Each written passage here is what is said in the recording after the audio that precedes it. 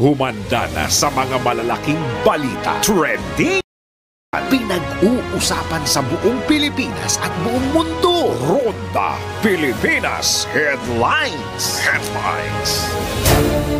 Narito na mga headlines sa Ronda Pilipinas. Ronda Pilipinas. Comelec nangangambang mauwi sa mano-mano ang eleksyon sa susunod na taon. Ronda Pilipinas. Pinsala ng El Nino sa agrikultura pumalo na sa halos 4 na bilyong piso. Ronda Pilipinas. Solusyon sa lumiliit na itlog, iminungkahi ng PEBA. Ronda Pilipinas. Mamaya sisiyasatin natin, record-breaking na halaga ng shabu nasabat dyan po sa may Batangas. Ronda Pilipinas. Balita sa ibayong dagat, Estados Unidos nagpapatupad o nagpatupad ng panibagong sanctions laban sa Iran. Ronda Pilipinas. At sa balita mabalakas, aabang ang matchup sa pagitan ng Creamline at Choco Mucho naging one-sided. Ronda Pilipinas. Showbiz, Gary Valenciano gustong bumalik sa acting, ikinuwento ang kanyang dream role. Ronda Pilipinas. At pinakailaman ng iyong katrabaho, yung social media account mo. Nako, alamin ang kaparusahan sa kanya sa Naku, Bawal Ito. Ronda Pilipinas. Ay, madalas daw na pag-ihi sa gabi, sintomas daw yan ng diabetes. Mamaya, let's prove it. Ronda Pilipinas. Ang mga malalaking mga balita, ang mga matitinding mga pinag-uusapan, ang mga maiinit at pinagtatalunang mga issue. Lahat hagip, lahat malalaman. Hindi lang sa buong Metro at Mega Manila. Kasama na ang buong Pilipinas. Hahagupit na ang mga malalaking issue sa Ronda Pilipinas. Live na live sa DWIZ AM Metro at Mega Manila. Naka-live din sa DWIZ News FM Regional Stations. Naka-live din sa Radyo Ronda AM Radio sa Pilipinas. Live ding mapapanood sa Aliw 23 Free TV. At naka-live din sa lahat ng DWIZ Digital News accounts, Facebook, YouTube at DWIZ News website. Ronda Pilipinas. Wala nang mahuhuli sa balita. Wala nang maiiwanang issue na hindi mo alam. Ngayon, updated ka na sa Ronda Pilipinas. Kasama si Dennis Antenor Jr. Ronda Pilipinas. Aha. O siguro naman nabalitaan na ninyo si PBBM sinabihan na wag na munang hulihin ang mga naka-e-bike. Ayan yung sinasabi ko. Kasi sabi ko, di ba, 2 araw? 2 araw para sila'y sabihan. Palagay ko kulang yan. Oo, kaya nagbigay si PBBM ng 1 buwan pa. Oo. Ito tanong. Ang alam ko, mag-press ko nyata ang MMDA ngayon ng mga 10 a.m. Alamin nyo nga kung ano nga sasabihin nila. At ang tanong dyan, dun sa mga nahuli, no mga nakaraang araw, o yung mga nagsisiiyak na nahulihan, yun ba'y ibabalik pa? Yun ang katanungan dyan. Magandang araw, Pilipinas, Luzon, Visayas at Mindanao. Ito ang Ronda Pilipinas. Live na tayo sa DWIZ AM Metro and Mega Manila. And of course, sa buong Pilipinas sa DWIZ News FM Regional Stations. And of course, sa Radyo Ronda. At sa lahat ng mga ginagawang radyo ang kanilang mga TV sa Aliw Channel 23. Ako ang iyong magiging tagapagbalita. Ako si Dennis Antenor Jr. Ronda Pilipinas.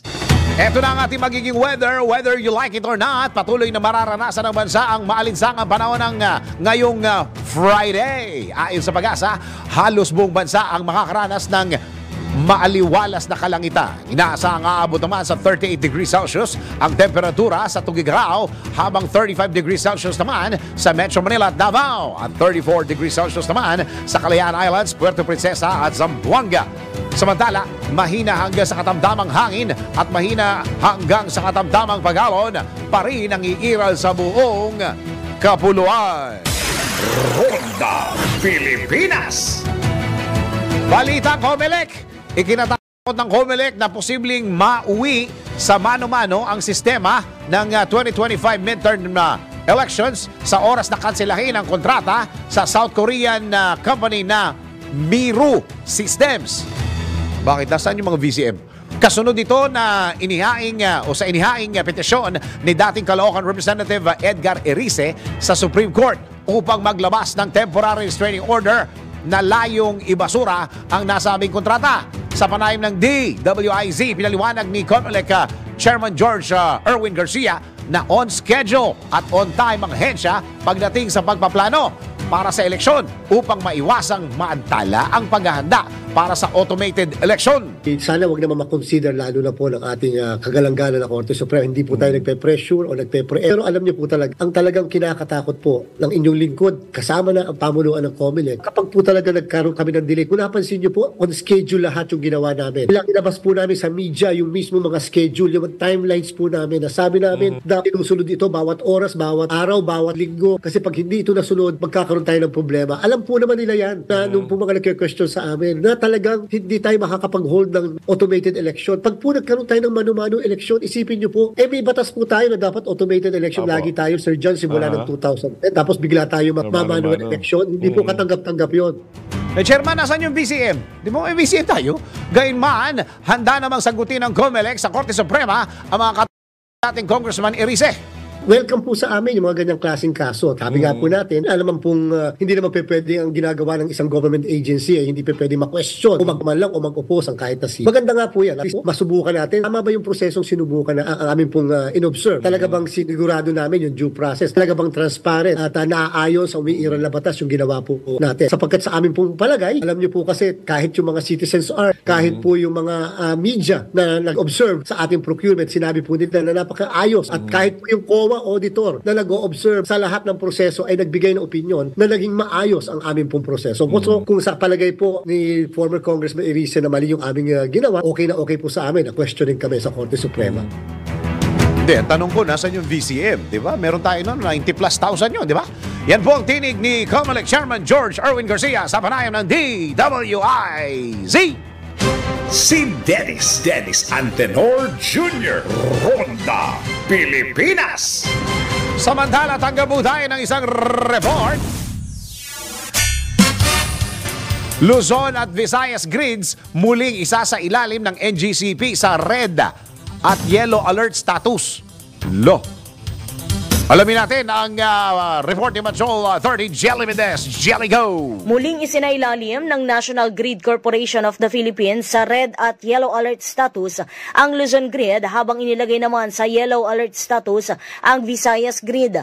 Batay sa anunsyo ng NGCP, 19 na power plant sa Luzon Grid ang inilagay sa force outage, habang 3 naman ang tumatakbo sa derated capacities na may kabuuang 2,284.3 megawatts na hindi available sa naturang grid. Dahil dito ay sinasailalim sa red alert ang Luzon Grid mula alas 3 ng hapon hanggang alas 4 ng hapon at alas 6 ng hapon hanggang alas 10 ng hapon. Habang pinatutupad naman ang yellow alert status sa Luzon Grid tuwing alas 12 ng tanghali hanggang alas 3 ng hapon, alas 4 ng hapon hanggang alas 6 ng hapon at alas 10 ng gabi hanggang alas 11 ng gabi.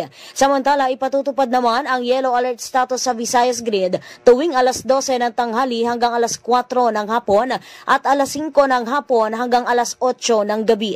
Nabatid na ipinatutupad ng NGCP ang red alert status tuwing nagkukulang ang available power supply sa buong Luzon Grid na posibleng magresulta sa brownouts, habang ipinatutupad naman ang yellow alert status kapag kakaunti na lang ang natitirang reserba sa supply ng kuryente. Ito si Patrol 30 Jelly Mendez nag-uulat para sa impilang metodong lakas sa DWIZ. Nagbabalita ng tama, naglilingkod ng tama. Kapag may bagong balita. Naka-on air, agad-agad, DWIZ Patrol Report. Huwag kayo nagagalit sa NGCP. Parang highway lang naman ng kuryente yan eh. Highway lang ng kuryente yan. Kaya ang dapat na kino-question natin dyan, yung mga power producer. Teka muna, meron tayong isang Flash Report! DWIZ Flash Report! Nako, ito na yung kinatatakutan natin. Israel rumesbak na. Ilang lugar sa Iran pinatamaan ng miso. Isa ba? Israel rumesbak na. Ilang lugar sa Iran pinatamaan na ng miso. Para sa mga karagdagang impormasyon, manatiling nakatutok sa DW at Aliw Channel 23. Ronda Pilipinas. Tuloy-tuloy mga balita sa Ronda Pilipinas. Patuloy na lumolobo ang halaga ng pinsala ng El Nino phenomenon sa bansa. Yan po ay sa panayan po ng DWIZ. Sinabi ni PCO Assistant Secretary at El Nino Task Force spokesperson Joey Villarama, pumalo na sa halos 4 na milyong piso ang pinsala sa agrikultura ng El Nino. Kaugnay nito, umakyat na rin sa halos 6 na pong lungsod at munisipalidad sa buong bansa ang nagdeklara ng state of calamity. Kahapon po naglabas po ng datos ang Office of Civil Defense at sa kanilang latest update po, umabot na po sa 58 municipalities and cities ang nagdeklara ng state of calamity. Meron pong 3 probinsya, buong probinsya po dyan kasama yung Occidental Mindoro na nauna nang nagdeklara ng state of calamity. Tapos kasama po ngayon ang Antique at saka Sultan Kudarat. Pero kulang daw yung calamity fund nila eh. Paano tulong natin diyan? Kawawa naman yung mga magsasaka. Gayunman, muli giniit ni Asek Villarama na hindi kailangan magdeklara ng state of calamity sa buong bansa. Sunod po sa sinabi ng Pangulo, Senator, hindi po kailangan kasi po case basis po, iba-iba po yung pangangailangan po ng ating mga probinsya. So yun po ang tinutugunan po, depende po sa pangangailangan. So hindi pa kailangan po yung buong Pilipinas. Binigyan din ni Asek Villarama na patuloy na nakatutok ang Department of Agriculture upang agarang matulungan ang mga magsasaka. Yan po ang ginagawa po talaga ng Department of Agriculture para po malaman po natin kung paano matutulungan yung mga magsasaka, lalo na po in terms of how to sustain our food security or food supply. Yan po ang tinig ni PCO Assistant Secretary at El Nino Task Force spokesperson Joey Villarama sa panayam ng DWIZ. Ronda Pilipinas. Dapat gumamit ng tunnel ventilation o cool cell technology upang maibsan ang init na nararanasan ng mga manok sa bansa. Ito ay minungkahi ni Philippine Egg Board Association President Francis Uehara kasunod ng pagnipis o pagliit ng mga itlog at pagbaba ng produksyon ng nabanggit na produkto. Sa panayam ng DWIC, sinabi ng PEBA official na makokontrol ng cool cell technology ang temperatura sa loob ng kulungan. Ngunit may kamahalan niya ito, kaya't hindi lahat ng poultry farmers ay maaabot ang presyo nito o kayang bilhin. Dagdag pa ni Uehara na makakatulong din ang karagdagang industrial vans upang mabawasan ang init ng panahon na nararanasan ng mga manok. Meron po tayong po pwedeng gawin para po matulungan ang ating mga alagang manok sa sobrang init, no? Kagaya po nung nabanggit po ninyo, may malalaki farms po na ang gamit po nila ay yung tinatawag nating mga tunnel ventilation or yung cool cell technology. Ito po yung controlled temperature and humidity sa loob po ng mga kulungan nila. Ito, sarado po kasi ngayon po yung sa mga open-sided o yung tinatawag na conventional type housing, po pwede po tayong magdagdag ng mga supplements at mga feed additives kagaya po ng mga basic po na electrolytes, betaine at mga iba pang bagong produkto. So pagka na gano'n ba, lalaki na yung itlog? Umaasa naman si Uehara na mag-stabilize na ang presyo ng itlog sa Hunyo dahil malaki ang nalulugi sa mga poultry farmers. Hanggat mainit, hanggat nararamdaman po natin yung El Nino, ang monitoring po namin hanggang ano po ito hanggang June. Yes, Yung oo. sobrang init. Opo. So until then, we're hoping kahit papaano ay mag-stabilize po yung ating presyo ng itlog. And we are hopeful na towards the second half of this year, umayos na po yung presyo ng itlog dahil malaki na po ang nalulugi sa ating mga farm producers. Hindi po maganda yon. Meron pong long-term effect po ito. Sabi nyo nga, sir, hindi kaya ng mga kababayan natin na magmamanok yan. Di wala tayo asahan. Pagka ganun. Yan ang tinig ni Philippine Egg Board Association President Francis Uehara sa eksklusibong panayam ng DWIZ. Si Dennis Antenor Jr. Ronda Pilipinas. Samantala, tanggap po tayo ng isang report. Mga kabataan, hinihikayat ng PCO at DOE na maging bahagi ng Energy Conservation Campaign. Alamin natin ang report ni Patrol 13 Gilbert Perdes. Gilbert, go! Magkatuwang na hinikayat ng Presidential Communications Office at the Department of Energy ang mga kabataan na maging bahagi ng mga pagsisikap sa energy conservation ng pamahalaan. Sa pamagitan ng kampanyang You Have the Power, binibigyan din hindi lamang ang kampanya para sa pagtitipid ng kuryente, kundi pati na rin ang pagsusulong ng gobyerno ng mas luntian at mas energy efficient na bansa. Ayon sa PCO at DOE, layunin ng programa o kampanya na magbigay ng edukasyon at impormasyon sa publiko hinggil sa pagsusulong ng pagiging sustainable at pagpipreserba sa kalikasan para sa susunod na henerasyon. Binanggit din ang kahalagahan ng energy efficiency at conservation bilang mahalagang bahagi ng pangangalaga sa kalikasan. Matatandang iginit mismo ni Pangulong Ferdinand Marcos Jr. na crucial ang whole-of-government approach upang tugunan ang hamon sa supply ng kuryente sa gitna ng nararanasang tagtuyot at tag-init. Patrol 13, Gilbert Perdes, nagbabalita ng tama, naglilingkod ng tama. Kapag may bagong balita, naka-on-air agad-agad DWIZ Patrol Report. Yun! Okay, teka muna. Pag-usapan muna natin yung nasabat na shabu dyan sa may Alitagtag ba yun? Alitagtag, Batangas. O pag-usapan natin yung napakalaking shipment na nasabat ng PIDEA dyan sa may Batangas. Okay, ang record-breaking na halaga ng shabu na nasabat sa may Batangas. Alamin natin sa ating Siyasat Special Report. Malalimang pag-alam ng mga detalye para maitama ang mga maling balita sa Siyasat. DWIZ Investigative Report.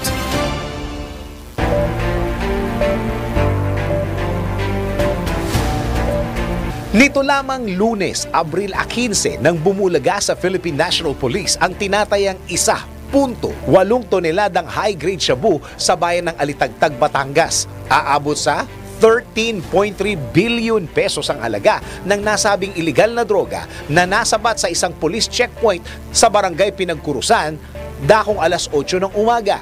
Isinakay ang mga iligal na droga sa isang van na minamaneho ng sospek John Michael Zarate na agad inaresto ng Alitagtag Municipal Police sa pangunguna ng hepe nitong si Captain Luis De Luna. Ito na sa ngayon, ayon kay Pangulong Ferdinand Marcos Jr., ang pinakamalaking bulto at halaga ng shabu na nasabat ng mga otoridad.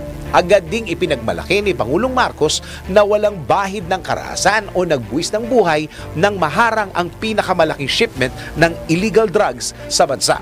That this is the biggest shipment of shabu na nahuli natin. But not one person died. Walang namatay, walang nagputukan, walang nasaktan. Basta't inoperate natin ng dahan-dahan, yun naman dapat ang approach. Para sa akin, yun dapat ang approach sa drug war. Na ang pinaka-importante is matigil natin ang pag-ship ng mga drugs dito sa pagpasok sa Pilipinas. Pero inaalampaan niya ng PNP at ng Philippine Drug Enforcement Agency kung saang bansa nagmula ang mga iligal na droga at kung sino ang mga posibleng nasa likod ng tangkang pagpupuslit nito sa bansa. I would like also to point out that this is the biggest shipment of shabu na nahuli natin.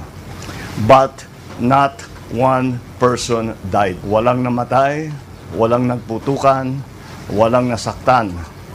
Basta't inapit natin ng dahan-dahan, yun naman dapat ang approach. Para sa akin, yun dapat ang approach sa drug war. Na ang pinaka-importante is matigil natin ang pag-ship ng mga drugs dito sa pagpasok sa Pilipinas. Hindi naman maiwasang ikumpara ng ilang mambabatas ang war on drugs ng kasalukuyang administrasyon sa kampanya kontra illegal na droga ng Duterte administration. Kabilang sa mga unang pumuna sa anti-illegal drugs campaign ng Marcos administration si Senator Ronald Bato de la Rosa na isa sa mga kaalyado ni dating Pangulong Rodrigo Duterte.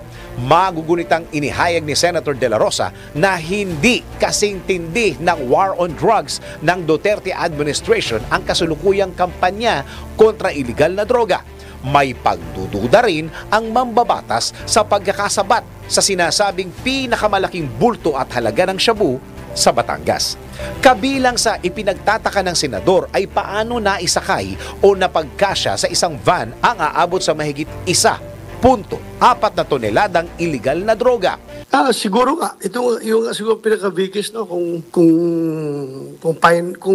talagang confirm yun na 2 tons, no, more or less po 2 tons of shabu, more or less. So, pero yun nga yung yung ban na yun, ang question is kaya ba magkarga ng 2 tons yun, yung isang ban na yun, di ba? Okay. So, sige lang, hintayin natin yung... Sa kabila nito, nilinaw ni Senator De La Rosa na dapat munang makumpleto ng Philippine Drug Enforcement Agency ang pagsusuri at evaluation nito sa malaking bulto ng droga. Pag shabu, ay talagang intended yan for Philippine use, Philippine distribution. Yung ginagawang transshipment point lang Pilipinas ay kapag yung mga cocaine and other types of drugs. Yun ay ginagawang transshipment ng Pilipinas. Yung kagaya ng cocaine na nasabat, no, na nakalagay sa refrigerated van ng yun ay hindi talaga intended sa Pilipinas. Pero pag shabu, Pilipinas kasi is one of the biggest consumer of shabu, di ba? 2 araw naman matapos ang pagkakasabat sa mga illegal na droga, kumambyo ang mga otoridad sa halaga ng naharang na kontrabando. Nilinaw ng PIDEA na aabot lamang sa 1.4 tons, katumbas ng 9.6 billion pesos ang halaga ng kontrabando, sa halip na 1.8 tons o 13.3 billion pesos. Ipinaliwanag ng PIDEA na ang naunang halaga ay estimate o tansya lamang batay sa kanilang obserbasyon at hindi aktwal. Lumabas naman sa pagsasaliksik ng siyasa team na ang mga nasabat noong Lunes sa Alitagtag, Batangas ang ikalawang pinakamalaking bulto at halaga ng droga na nasa kote ng mga otoridad sa kasaysayan ng bansa. Marso 15 noong 2022 nang makasabat naman ng Quezon Provincial Police ng 11 billion pesos na halaga ng shabu na mula sa 3 van sa isang checkpoint sa Infanta na ikinukonsiderang pinakamalaking drug haul sa kasaysayan. 10 katao ang naaresto, kabilang ang mga drivers ng mga van nang harangin sila ng pulisya, mga sundalo at operatiba ng National Bureau of Investigation sa Barangay Comun. Ang nasabing operasyon ay isinagawa batay sa natanggap na tip ng mga otoridad at naganap sa ilalim ng madugong drug war ng Duterte administration. Pero wala rin namang namatay. Para naman sa siyasa team, malaki o maliit man ang halaga ng nasabat na droga, isa sa pinakamahalagang katanungan ay kung tuluyan na bang nalansag ang illegal drugs trade sa bansa. Hindi lamang din natatapos sa drug bust ang kampanya ng kahit anong administrasyon kontra droga, bagkus ay dapat ding imbestigahan at papanagutin sa batas ang sinumang sangkot dito, maging politiko man o nasa serbisyo. Sa ngalan ng siyasa team, ako si Dennis Antenor Jr. Nagbabalita ng tama, naglilingkod ng tama. Ikalat ang tama, ikalat ang totoo. Follow these reports on our DWIZ digital channel, DWIZ News website, Facebook, YouTube, and DWIZ X account. Ang tama ang dapat ikalat sa Siyasat DWIZ Investigative Report. Ronda Pilipinas. Okay, so pinag-uusapan yung bawal na gamot, mga bawal na pag-usapan natin sa NBI. Naku, bawal ito. Ito nangyayari ito sa lahat ng sa mga magbabarkada, magkakaibigan, magkakatrabaho. Ito pinakailaman ng iyong katrabawang social media account mo. NBI report mula kay Angelo Bainyo. Alamin kung bawal o hindi. Dahil kung di mo alam to, kaso ang kakaharapin mo sa NBI. Nako, bawal ito.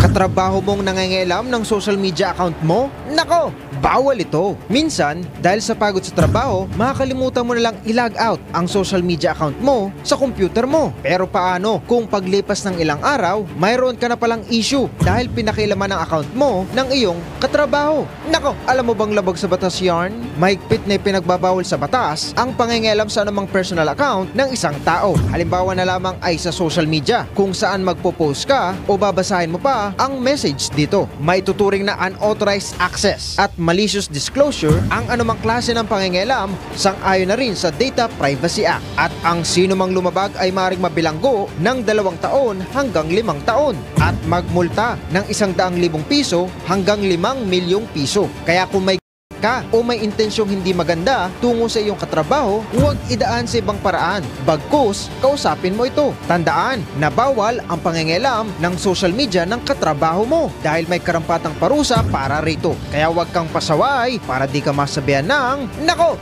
bawal ito. Ayan, huwag nyo nang pakikialaman yung social media ng mga katrabaho ninyo kahit nakita nyo doon sa laptop o doon sa mismong computer na nakabukas yung mga social media. Kaya talaga, mapaparusahan kayo dyan. Ito na, mga kaastig, handa na ba kayo for the next level ng saya? For the paborito ninyo para sa inyong mga paboritong sports? Sa Arena Plus, sa Astig sa Sports, siguradong magpapabago sa paraan ng inyong pag-i-enjoy sa mga paborito ninyong laro. Pwede mong i-stream ang live games ng local international sports sa internet at sa inyong mga telepono. Maging up-to-date sa latest scores sa libu-libong games worldwide. Diyan ang PBA, NBA, PVL, soccer, volleyball, boxing at marami pang iba. But that's not all. Kasama sa magbibigay ng saya sa inyong gaming experience ang official Astig endorsers na sina Scotty Thompson at NBA star Jordan Clarkson. Kaya ano bang inaantay nyo? Download Arena Plus app now in App Store or Google Play. You can watch it also on arenaplus.ph. Sa Arena Plus, Astig sa Sports. Keep it fun, game responsibly. Pilipinas, ang ating oras. Oras mo natin, 31 minuto makaraan ng 10 ng morning. Ronda Pilipinas. Tuloy-tuloy mga balita at impormasyon sa Ronda Pilipinas. Uy, makakausap na po natin ang former Caloocan 2nd District Representative Kong Edgar Erice. Kong, magandang araw po. Good morning, Dennis. Apo. Good morning sa mga nakikinig sa iyong program. Ayan, kumusta na po kayo? Mabuti naman, okay naman. Opo, naku, laman ho kayo ng balita. Tama ho ba itong sinabi ninyo? Robbery in progress ang ginagawa ng COMELEC ngayon. Kayo, sa inyo galing to. Yes. Go ahead po. Kasi, bakit niyo po nasabi yun? Tingin ko, bukod doon sa mga violations sa Republic Act. Uy, nawala yata si... Check nyo nga. Nawala. Calling. Tawagin natin ulit si nag-file sa Supreme Court kino-question ito pong deal ng COMELEC at saka ng Miro. 'Di ba? Ng Miro. Okay. Nasa linya na ulit. Okay, Kong, go ahead. As you were saying po. Go ahead po. Yes, bukod doon sa mga violation doon sa Republic Act 9369, the Automated Election Law, ay nakita natin na napakaraming red flags dito sa kontrata na pinasok ng Commission on Elections with Miro systems. Pero isa-isahin ko para maliwanag. Sige, go ahead po. Yung legal problem, yung tungkol dun sa violation, una, yung gagamitin na sistema at machine ay prototype. Meaning, hindi pa nagamit ng Miro in any national elections. First time. Sa bansa natin o sa ibang bansa. Oo. So, prototype to dahil ito, yung totoo na yung meron ng yung OMR saka yung DRE system, parehong ginamit ng Miro, pero yung combination of two systems, hindi pa nagamit yan sa anumang eleksyon. So magiging guinea pig ang Pilipinas dito sa gagamiting sistema at makina ng Miro. At yan ay pinagbabawal ng Republic Act 9369. 9369, opo. Tama. 9369. Opo. Pinagbabawal yan. Pangalawa, ayon din sa 9369, dapat ang unang procedure before the tender, yung TOR, bago ilabas ng TOR in terms of reference, dapat i-convene muna yung COMELEC Advisory Council. Magkakaroon sila ng suggestion, pipirmahan nila yung kanilang mga recommendation. Pag-uusapan. Pagbatay doon gagawa pa lamang ng terms of reference. Pero nangyari, baliktad. Bago nila kinonvene yung Advisory Council, ay meron na silang ipirmisinta na terms of reference tailored para sa Miro. Ayun, yun ang nangyari. Tailored para sa Miro. So, yun yung dalawang legal grounds para sabihin natin na hindi legal yung kontrata na ito. Opo. Second, Go ahead. Maraming red flags.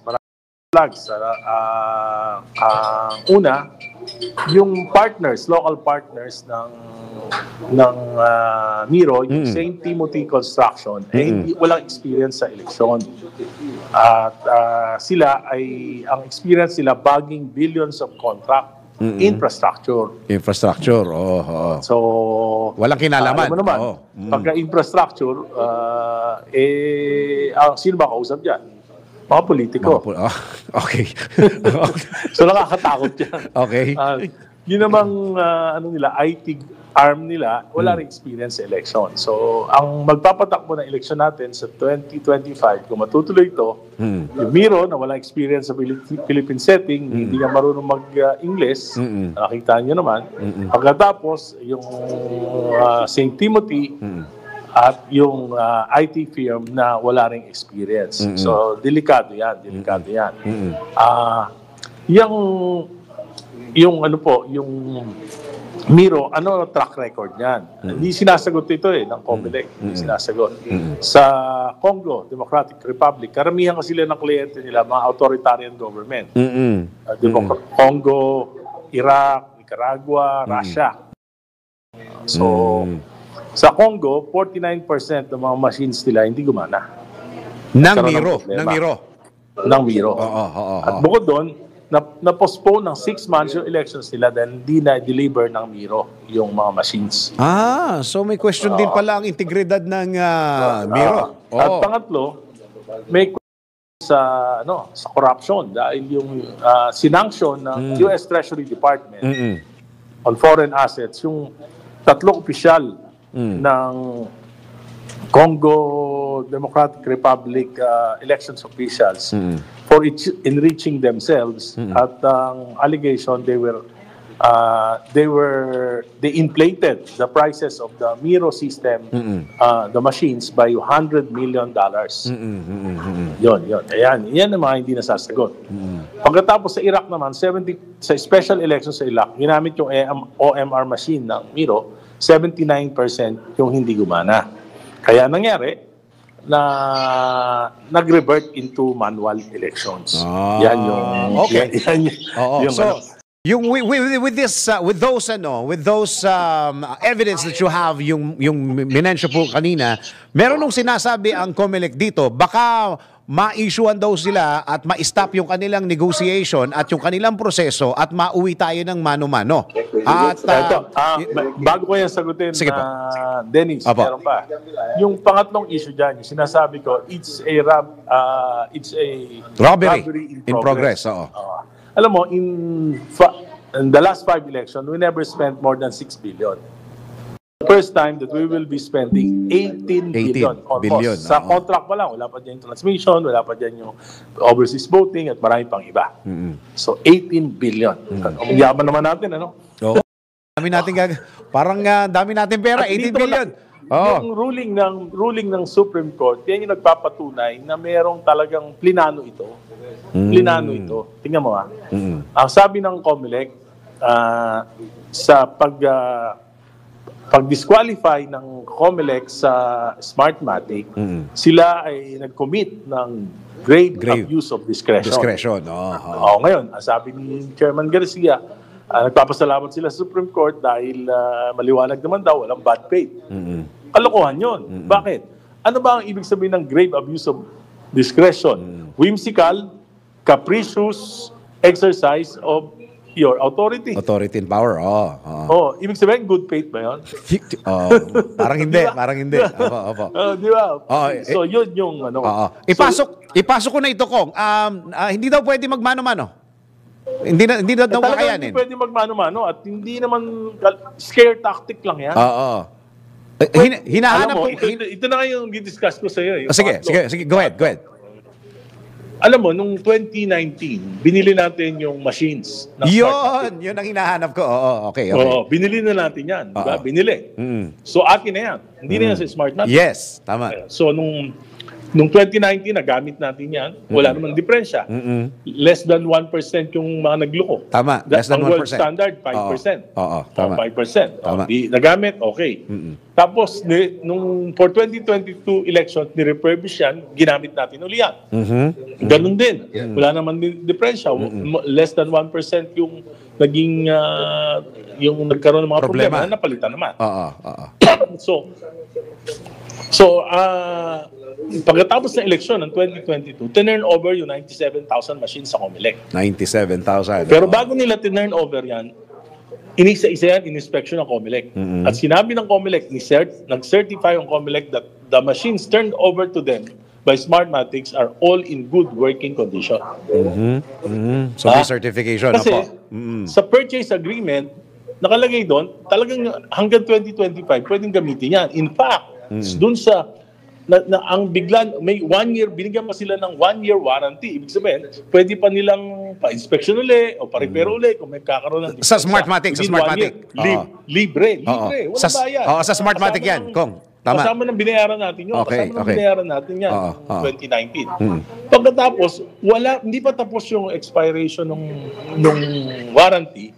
June last year, dineclare ng COMELEC through an en banc resolution that all the machines are unserviceable.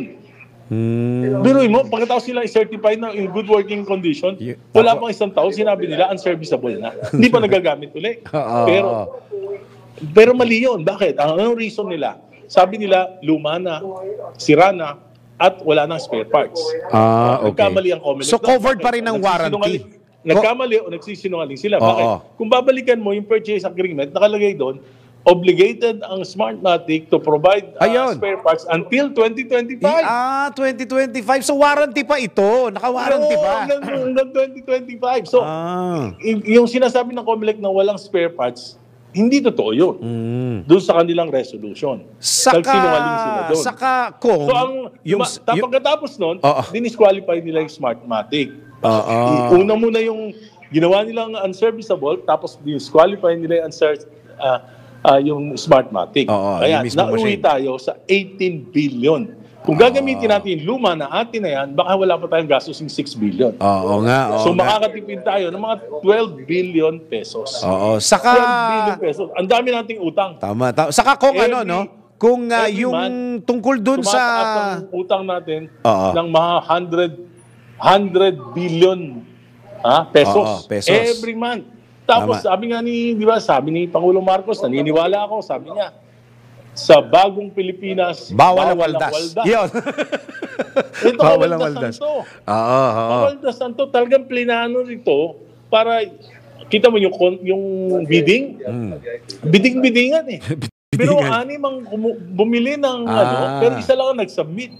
Anim ang bumili ng bidding documents, isa lang ang nag-submit. Kaya kitang-kita natin na So Kong, yan yung problema. ang ano pala dito Kong ay kung sinasabi nilang walang spare parts, hindi pala problema ng COMELEC yun. Problema yun ng provider ng Smartmatic. No, hindi.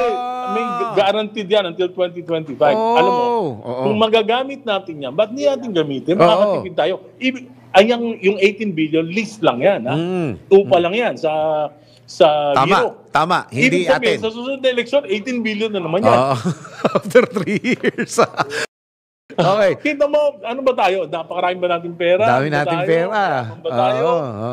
Ang dami, pumunta ko sa NKTI, nakapila yung mga tao, madaling araw, walang dialysis. Walang gamot, Walang gamot. Bago makakuha, napakatagal. Mamatay. Dialysis. Isa lang po, Kong, yung kaninang sinabi ninyo kasi, yung first time na magagamit, ang sagot po COMELEC dito, kasi nag-provide daw po sila ng wish list. Kung sino daw po makakapagbigay ng wish list, ang naging swak dito is Miro. Hindi, basta ang masasabi ko lang, yung process, masasabi ko, hindi ko kasi hindi naman sila transparent dun sa sa mga ginagawa nila. So, ang sinasabi ko lang, dapat nauna yung recommendation. Madali naman yan tingnan Tingnan natin yung mga dokumento. Dapat nauna yung recommendation ng COMELEC Advisory Council bago lumabas yung terms of reference. Pero ito, the other way around. So, lumabas mo na yung terms of reference, saka kinuha yung mga opinion ng mga... Yun. Okay, sige. Yan yan ang sinasabi ko. Kaya, ngayon, yung scare tactic, dali na tayo. So, mano-mano. Sabi, hindi pwede magmano. Talagang hindi pwede. That's against the law. Pero hindi naman ibig sabihin na kung halimbawa hindi matutuloy ang kontrato na yan, they have enough time para i-refurbish yung atin na makakatipid pa tayo ng 6 na bilyon. Kung ng mga 10 billion easily makakatipid tayo. Pagkatapos, bukod dyan, pwede pa tayong bumili ng kahit na ilan na lang kung kulang, para matuloy yung kayang-kaya. Kayang-kaya yung timeline para gawin lahat yun. Hindi lang kaya, alam mo, kung hindi magkakaaberya ang eleksyon kahit na mawala yung Miro. Hindi magkakaaberya. Ang magkakaaberya dito, yung robbery in progress. Okay, Kong, wala na ako masyadong oras. Salamat po sa oras po ninyo. Thank you po. Si former Caloocan 2nd District Representative Congressman Edgar Erice. Oy, teka muna. Oras na. Ready na ba kayo? Mga ka-Bingo Plus sa ating DWIZ Bingo Plus numero panalo! Kombinasyong tama, malaki ang tama. Makinig mabuti dahil babanggitin na ng DWIZ. Announcer ang tamang kombinasyon ng letra at numero. DWIZ. Numero panalo. Hatid ng Bingo Plus. Bingo sa saya, plus sa panalo.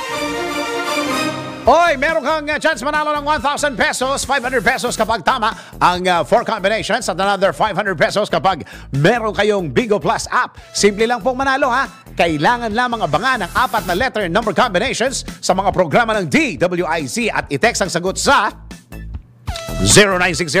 0960-880-6424 kasama ang inyong pangalan / edad / address at / 4 combinations of the day. At para sa ating ikalawang combination for today, sa letrang W, 19.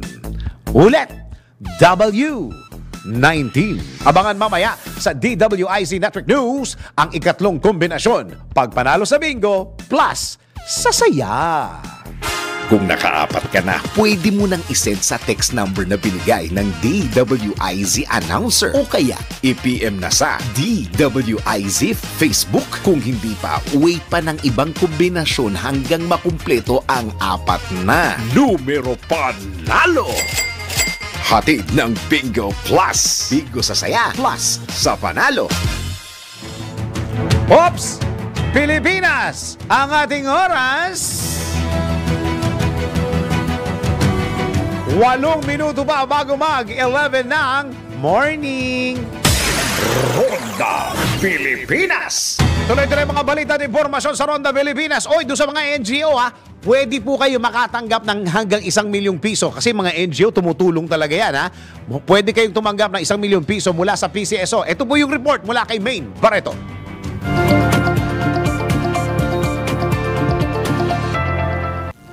Bilang pagtugon sa misyon ng Philippine Charity Sweepstakes Office o PCSO sa pagbigay ng prioridad sa kalusugan at kapakanan ng bawat Pilipino.